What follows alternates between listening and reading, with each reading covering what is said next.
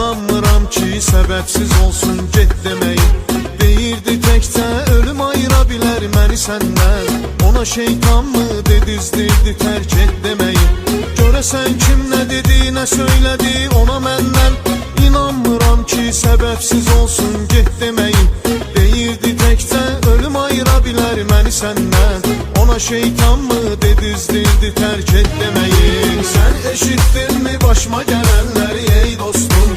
Yar mənə dedi ki sevmirəm səni dərk eylə. Dilim ağzım qurudu danışmadım mən sustum. Dedi rahat bırak çıx həyatımdan tərk eylə. Sən eşitdinmi başıma gələnləri ey dostum? Yar mənə dedi ki sevmirəm səni dərk eylə.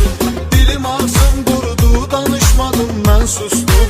Dedi rahat bırak çıx həyatımdan tərk eylə.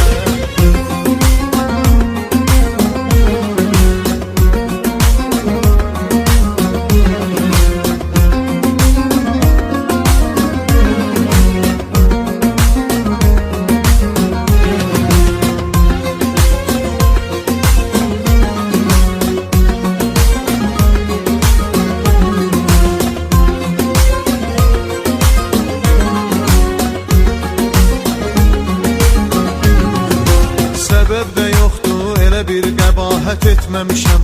Anlamıram ki, axı yar nə üçün atıb məni. Nəinki xəyanət et, buna cəsarət etməmişəm. Budurmu mükafatım öz nəfsinə satıb məni. Səbəb də yoxdur, elə bir qəbahət etməmişəm.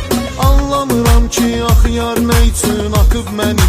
Nəinki xəyanət et, buna cəsarət etməmişəm. Budurmu mükafatım öz nəfsinə satıb məni. Sən eşitdinmi başıma gələnləri ey dostum?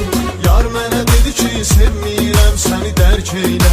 Dilim ağzım qurudu danışmadım mən sustum. Dedi rahat bırak çıx həyatımdan tərk eylə. Sən eşitdinmi başıma gələnləri ey dostum? Yar mənə dedi ki sevmirəm səni dərk eylə. Dilim ağzım qurudu danışmadım mən sustum.